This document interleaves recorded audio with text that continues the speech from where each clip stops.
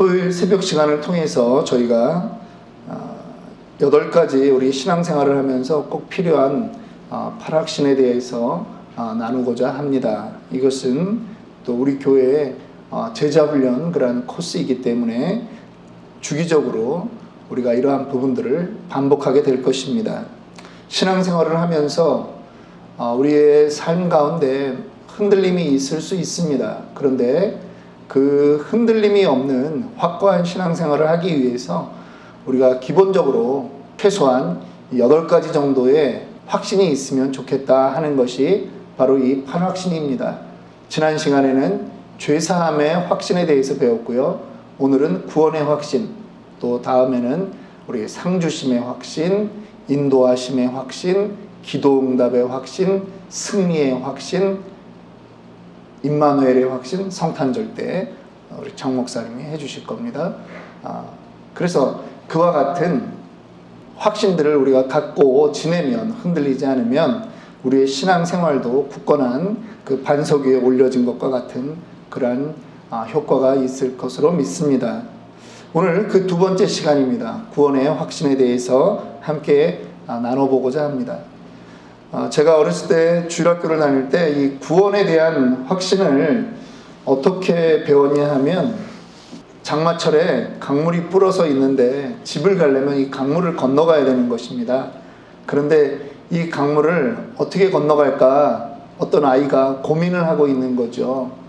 그런데 자기가 건너가려고 하니까 이 강물이 중간쯤 가면 강물이 너무 센 겁니다. 그래서 분명히 나 혼자 가면 이거는 쓸려 내려갈 것 같고, 또 우리 친구들하고 같이 가는 것도 괜찮은데 그래도 친구들 여럿이 붙잡고 강물을 건너가도 쓸려 내려갈 것 같은 거죠. 그런데 아버지가 딱 오더니 아버지가 아이 손을 덥석 잡고 그 강물을 건너가는 것입니다. 그런데 여기서 중요한 게 있습니다. 애가 아버지의 손을 잡고 건너가느냐, 아버지가 애 손을 잡고 건너가느냐, 아버지가 아이의 손을 붙잡고 건너간다. 그러니까 이 아이에게는 아버지가 덥석 큰 손으로 아이를 붙들고 건너가 주니까 전혀 문제가 없다라고 하는 것을 배운 기억이 납니다. 구원이라고 하는 것이 우리가 하나님 손을 붙잡고 가는 것이 아닙니다. 아이가 아버지의 손을 붙잡고 갈 때는 흔들릴 수 있고 힘들면 놓칠 수 있는 것입니다. 그러나 구원은 하나님이 우리의 손을 붙잡고 가시고 하나님이 우리를 인도하고 가는 것이기 때문에 흔들릴 수 없다라고 하는 것을 어렸을 때 그런 비유로 배웠던 기억이 납니다. 하나님에게 능력이 있습니다. 나의 능력으로 구원받은 것이 아니라 하나님의 능력으로 우리가 구원을 받은 것입니다. 그런데 최근에 이 사람들 사이에, 학자들 사이에도 이 구원에 대해서 한 가지 질문이 나오고 있습니다. 그것은 무엇이냐 하면, 구원은 취소될 수 있느냐라고 하는 것입니다. 여러분들은 어떻게 생각하십니까? 한번 구원은 영원한 구원이다. 구원받았지만 취소될 수 있다. 여기에서 우리 장로교와 감리교가 나뉘는 것입니다. 또 본질적으로 얘기하면 칼빈주의와 알미니안주의 혹은 웨슬레안주의가 나뉘는 것이지요. 저희는 이 구원은 취소되지 않는다라고 믿는 사람들입니다. 에베소서 2장 8절 9절의 말씀을 보면, 너희는 그 은혜에 의하여 믿음으로 말미암아 구원을 받았으니 이것은 너희에게서 난 것이 아니요 하나님의 선물이라. 분명히 에베소서에 이것은 구원이 우리에게서 난 것이 아니라 하나님의 선물이라고 말씀하고 있습니다. 하나님의 절대 주권을 강조하는 것이죠. 그런데 알미니아는 어디에 집중하느냐 하면 그 앞부분에 너희는 그 은혜에 의하여 믿음으로 말미암아 구원을 받았으니, 그러니까 나에게 그 믿음의 근거가 있다라고 하는 것을 알미니안주의들은 믿는 것입니다. 그러니까 구원이 취소될 수 있는 거죠. 내 믿음이 흔들리면 구원은 취소될 수 있다. 그러므로 나는 어떻게 해야 되느냐? 계속 구원을 잃지 않기 위해서 열심히 신앙생활을 해야 되고 교회 봉사생활을 해야 되는 것이다 라고 하는 그러한 신앙관으로 바뀌는 것입니다. 같은 본문을 가졌는데 바로 거기서 한쪽은 자기에게 믿음의 근거를 두기 때문에 행위적인 부분이 강조가 되는 것이고요. 켈빈주의는 믿음의 근거를 하나님께서 온 선물이다 라고 보기 때문에 이 구원은 취소될 수 없다 라고 그렇게 보는 것입니다. 둘 다 믿음이 구원의 필수적이라고 하는 것을 말하고는 있는데 거기서 또 미묘한 차이가 있는 것입니다. 우리 좀 전에 읽었던 우리 요한복음 5장 24절을 한번 다시 보도록 하겠습니다. 내가 진실로 진실로 너희에게 이르노니 내 말을 듣고 또 나 보내신 이를 믿는 자는 영생을 얻었고 심판에 이르지 아니하나니 사망에서 생명으로 옮겼느니라. 여기서 이를 믿는 자는 이라고 하는 말이 있습니다. 믿는 자라고 하는 이 말은 현재 믿음을 가지고 있는 자라야 구원을 받는다라고 그렇게 말씀하고 있는 것입니다. 또 조금 전에 인용했던 에베소 2장 8절에 9절의 말씀도 원어로 직역을 하면 너희는 은혜로 믿음을 통하여 이미 구원을 받은 채로 현재 있는 것이다. 이렇게 원어로 직역할 수 있어요. 뭐냐 하면 현재 가지고 있는 믿음으로 우리는 구원을 받았다라고 하는 것입니다. 결국 구원을 유지하는 부분에 있어서는 믿음이라고 하는 것이 아주 중요하다라고 하는 것이죠. 믿음을 잃지 않아야 하는 것입니다. 분명히 우리의 구원은 변화되지 않습니다. 취소되지 않습니다. 그런데 성경에는 또 다른 말씀이 있습니다. 사도 바울이 디모데전서에 어떤 말을 썼냐 하면 믿음과 착한 양심을 가지라. 어떤 이들은 이 양심을 버렸고 그 믿음에 관하여는 파선하였느니라. 또 디모데전서 5장 15절에 보면 이미 사탄에게 돌아간 자들도 있도다. 히브리서 6장 4, 5, 6절에 보면 한번 빛을 받고 하늘의 은사를 맛보고 성령에 참여한 바 되고 하나님의 선한 말씀과 내세의 능력을 맛보고도 타락한 자들은 다시 새롭게 하여 회개할 수 없나니 이는 그들이 하나님의 아들을 다시 십자가에 못 박아 드러내놓고 욕되게 함이라. 지금 사도 바울은 어떠한 견해가 있느냐 하면 어떤 사람들을 보니까 그들이 분명히 예전에 봤을 때는 하나님을 믿는 것 같았는데 그리고 은혜를 체험한 것 같았는데 그들이 사탄에게 돌아간 사람이 있다라고 하는 것입니다. 의지적으로 배교하는 사람들이 있다라고 하는 것이죠. 여기서 구별해야 되는 게 있습니다. 교회를 다니다가 잠깐 시험에 든 사람을 얘기하는 것이 아닙니다. 시험에 들어서 잠깐 교회를 안 나오고 있는 사람이 구원에서 배제됐다 이것이 아닙니다. 구원받은 공동체 안에서 은혜를 경험하고 은사의 모든 것도 경험한 사람인데 불구하고 그가 자기 의지적으로 자기가 그 그리스도의 가르침을 자기가 부정하고 다른 종교로 건너간 사람들을 말하는 것입니다. 그러니까 이건 또 뭐를 의심해야 되느냐 하면 그 사람이 그러면 과연 과거에 고백했던 그 구원이 진정한 구원이었는가 하는 것을 우리는 의심해야 된다라고 하는 것이죠. 저는 한번 구원은 취소될 수 없다라고 저는 믿는 사람입니다.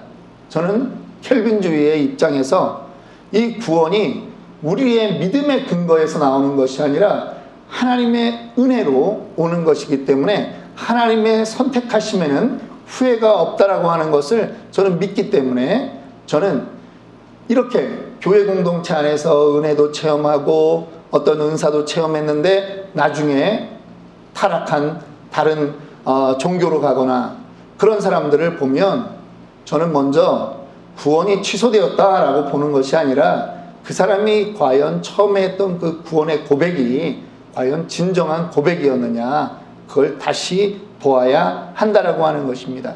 분명히 진정한 고백이 아니다라고 저는 그렇게 보는 사람입니다. 그런데도 불구하고 우리에게 지속적인 질문을 해야 되는 것이 있습니다. 구원은 취소되지 않는데 왜 구원받았다라고 하는 우리들은 그 구원의 확신이 흔들리느냐 하는 것입니다. 쉽게 말해서 내가 예수를 믿는다라고 이야기하면서도 가끔 나를 돌이켜보면 내가 정말 예수 믿는 존재가 맞나 하는 그러한 고민이 든다라고 하는 것입니다. 우리가 구원은요, 두 가지가 있습니다. 구원의 내용. 첫 번째, 죄사함을 받고 죄에서 해방되었다. 그래서 나는 과거에는 마귀의 자녀였지만 이제는 하나님의 자녀가 되었다 라고 하는 과거형이 있습니다. 또 하나는 뭐가 있냐면, 그러므로 나는 이제 죽어도, 오늘 죽어도 천국에 간다. 미래형의 그 구원이 있다라고 하는 것이죠. 여러분들 모두 다 이 구원의 확신이 있는 줄 믿습니다. 예, 신념이 아니라 주님 주신 확신이 있는 줄로 믿습니다. 그런데 제가 시제를 말했는데요. 나에게 과거 나는 죄의 종노릇하던 그러한 존재지만 하나님의 은혜로 나는 구원받았다. 그리고 나는 오늘 죽어도 나는 천국에 간다. 이 미래, 과거, 이 두 가지가 있는 거예요.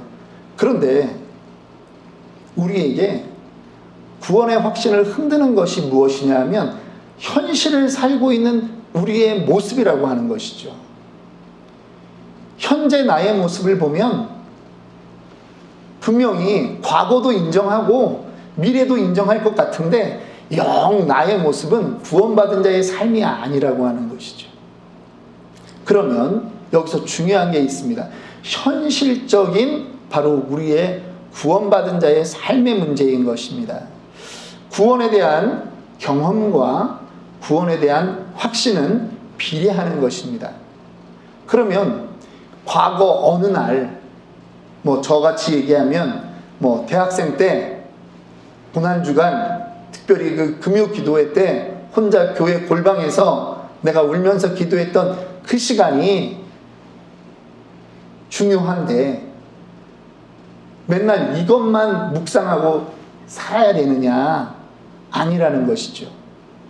구원받은 자에게 요구되어지는 현실의 삶이 많으면 많을수록, 현실의 믿음에 근거한 삶이 많으면 많을수록 우리의 구원의 확신은 더욱더 증가된다라고 하는 것입니다. 다윗이 골리앗을 이길 때요, 사울 왕에게 이렇게 말합니다. 나는 이미 경험이 있다라고 하는 것이죠. 이 물맷돌을 돌려서 나는 내 양을 움켜가는 사자나 곰을 맞췄던 경험들이 다 있습니다. 그렇기 때문에 나는 지금도 나는 이 물맷돌로 저 골리앗을 이길 수 있습니다. 라고 하는 것이에요. 현실에 근거한 믿음인 것이죠. 여러분, 어떤 사건이 발생이 되었습니다. 수사반장 얘기 좀 할게요. 살인사건이 일어났는데 아무런 증거가 없는 것 같아요. 그러면 경찰들이 와서, 다른 사람들은 모르지만 경찰들이 와서 먼저 조사하는 게 뭡니까? 초동수사라고 하죠. 요즘 같은 세상은 주변에 CCTV를 전부 다 이제 확보하는 거예요. 몇 시 몇 분에 누가 그쪽으로 들어갔는지 계속 보는 거예요.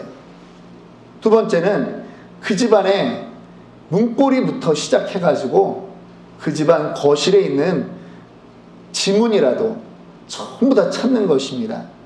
또 다른 머리카락이라도 찾는 거고요. 또 다른 예를 들면 뭐 재떨이에 수사반장을 너무 많이 봤죠. 재떨이에 뭐 담배가 있다 그러면 이 담배꽁초에 있는 타액도 국과수에 보내서 점검을 하는 것입니다. DNA를 찾는 거예요. 그러면 이 DNA만 나오면, 머리카락 하나만이라도 나오면 그 사람이, 그 머리카락의 주인이 그 자리에 왔다 갔다라고 하는 돌이킬 수 없는 증거가 되는 것이죠. 본거는 없지만 확실하게 볼 수 있는 증거가 있는 것입니다. 우리도 바람이 부는지 안 부는지는 모르지만 유리창 너머로 나뭇잎이 흔들리면 우리는 뭐라고 얘기합니까?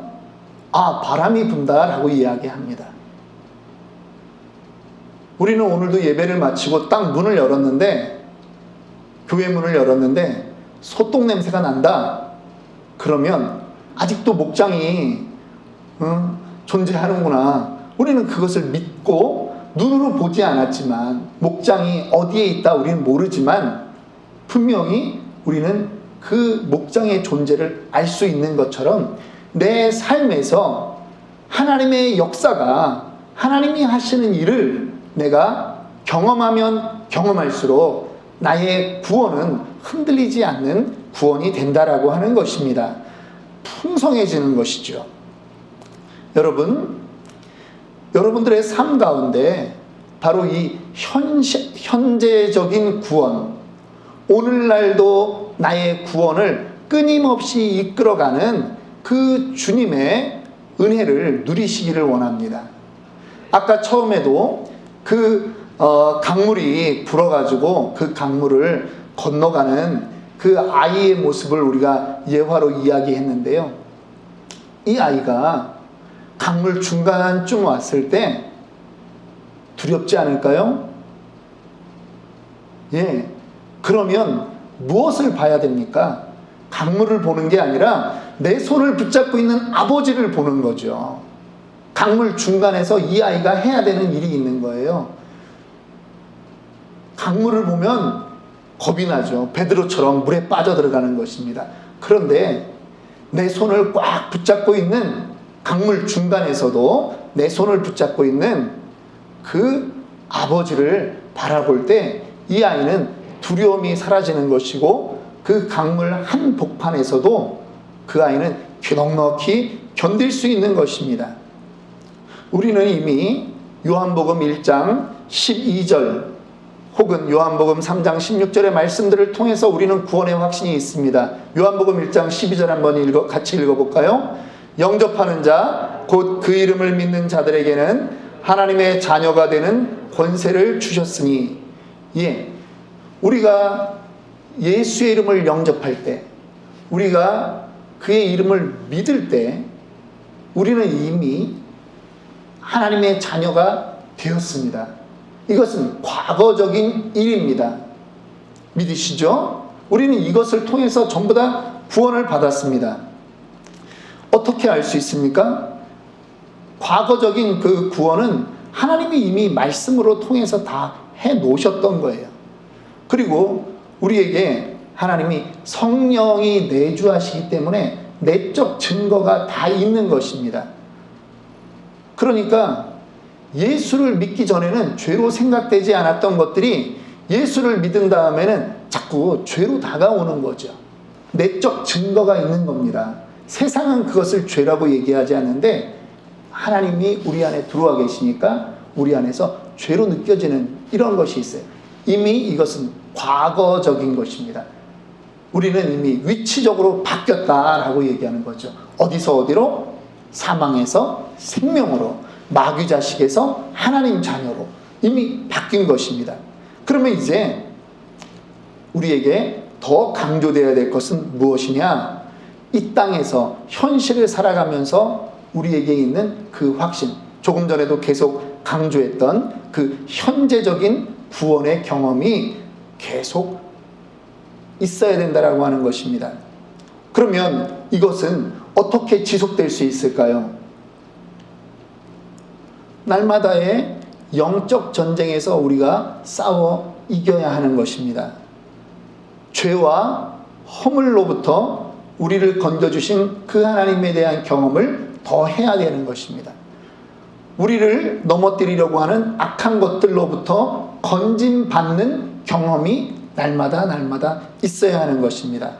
심지어는 재정적이건 육신적이건 아니면 환경적이건 이러한 문제들로부터 보호함을 받고 건짐을 받았다라고 하는 이러한 고백이 날마다 있어져야 된다라고 하는 것입니다. 그래서 과거적인 구원을 벗어나서 현실적인 구원의 확신들이 증가해야 되는 것이죠. 왜 이것이 가능하냐? 우리는 고아가 아니거든요. 우리는 하나님의 자녀가 되었기 때문에 오늘도 우리는 이 경험을 충분히 누릴 수 있는 존재라고 하는 것입니다. 쉽게 말해서 그러면 이 경험은 어떻게 할 수 있느냐? 기도 생활인 것이죠. 말씀 생활인 것이죠. 날마다 하나님과 교제하는 생활을 통해서 이 경험은 더 확충될 수 있는 것입니다. 마지막으로 우리의 종말적인 구원론이 우리에게 소망이 되어야 된다라고 하는 것입니다. 그것은 바로 오늘 죽어도 나는 어디에 갈 수 있다? 천국에 갈 수 있다. 오늘 주님이 오셔도 나는 주님과 함께 들림받을 수 있다라고 하는 것을 믿는 그 신앙을 회복해야 된다라고 하는 것입니다. 베드로후서 3장 10절은 분명히 이렇게 말씀합니다. 주의 날이 도둑같이 임하리라 라고 말씀합니다. 그런데 우리는 이미 현실을 살면서 하나님께 붙어서 현실을 살아가고 있기 때문에 우리에게는 그 도둑같이 임할 주의 날도 소망이 되는 것이죠. 두려움이 되는 것이 아니라 소망으로 바뀌는 것입니다. 이 은혜가 여러분들에게 있기를 원합니다. 다시 좀 정리합니다. 우리는 이미 마귀의 자녀에서 우리가 하나님의 은혜로 예수를 믿음으로 인해서 우리는 하나님 자녀로 변했습니다. 여기서 멈추는 것이 아니라 하나님 자녀의 삶을 날마다 살아가야 된다라고 하는 것이 우리가 목숨을 가지고 있는 이 시간에 우리가 이루어야 될 것이고요. 이 시간에 동일하게 우리는 미래적으로 내가 어느 순간 죽어도 천국에 갈 뿐 아니라 주님이 오시면 나는 주님과 함께 영화로운 모습으로 변화될 것이다 라고 하는 이 믿음, 과거와 현재와 미래에 대한 이 구원의 믿음을 소유해야 된다라고 하는 것입니다. 이것이 구원의 완성이고 구원의 확신입니다. 그런데 오늘 이제 우리가 제목이 구원의 확신에 대한 부분인데 하나님이 도대체 왜 우리를 구원해 주셨는가를 생각해 보면 한 가지 이 땅에 살아가는 동안 우리가 해야 되는 명확한 일이 생각납니다. 어렸을 때 그런 생각을 많이 했습니다. 구원받았으면 그냥 바로 데려가시지. 구원받았는데도 이 땅에서 살아가는 일들이 너무나 힘들고 어렵다라고 하는 것이죠. 이게 또 우리의 그 구원의 확신을 흔드는 한 부분 아니겠습니까? 고통과 시련이 끊임없이 온다라고 하는 것. 그런데 이 땅에서 구원받은 사람들의 그 사명이 있기 때문입니다. 그것은 무엇이냐 하면 바로 전도자의 삶을 살아가는 그 사명이 우리에게 있는 것입니다. 이 영이 살아날 때요. 영이 살아날 때 내 안에 영도 기뻐하는 것을 여러분들 아십니까? 몸이 피곤하지만 전도함으로 인해서 복음이 전파되는 것을 느끼고 그 영혼이 살아나는 것을 느낄 때 피곤한 내 몸이 피곤을 다 잊어버리고 회복되는 것을 느낄 수가 있는 것입니다. 그래서 이 평상시 전도 안 하시는 분들은 이 선교를 가면, 여러분 선교를 한번 떠나면요 시차도 안 맞아요. 뭐 음식도 안 맞아요. 사람들끼리 갈등도 있어요. 힘들어요. 그런데도요, 선교 한번 갔다 오신 분들은 다음번 선교도 또 가고 싶고 그 다음번 선교도 왜 또 가고 싶어지냐 하면, 내 육신의 몸은 힘든데 그 현장에서 구원받는 영혼들이 늘어나는 것을 볼 때 내 영이 살아나는 것을 느끼는 거죠. 이게 우리에게 주신 하나님의 또 다른 은혜인 것입니다. 왜냐하면 하나님은 우리를 너만 구원받아라 라고 해서 하나님이 우리를 구원하신 목적이 거기에서 끝나는 것이 아니기 때문이에요. 하나님 구원의 목적은 우리가 전도자로 살기를 원하시는 것입니다. 그렇게 살아갈 때 우리 안에 그 구원의 경험이 더 확장되는 것입니다. 저는 여러분들이 이 팔학신 강의를 우리가 진행하는 동안 정말 여러분들 삶이 더욱더 주님 안에 그러한 든든한 확신 가운데 서기를 바랍니다. 혹시라도 나의 삶을 돌아볼 때, 야, 내가 이거 정말 예수 믿는 사람 맞나? 이러한 불안감과 혹은 좌절과 흔들림이 있었던 분이시라면, 우리에게 부족한 것은 무엇이다? 과거 이미 우리 구원 받았습니다. 미래 우리에게 확실한 보장되어 있습니다.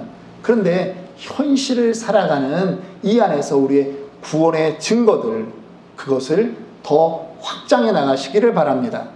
그리고 그 가장 근원적인 방법은 전도자로 살면 하나님이 공급하시는 그 능력을 늘 경험하게 된다라고 하는 것입니다. 지금 코로나로 인해서 누구를 만나자라고 하는 전화 한 통하기 힘든 이 시간이지만,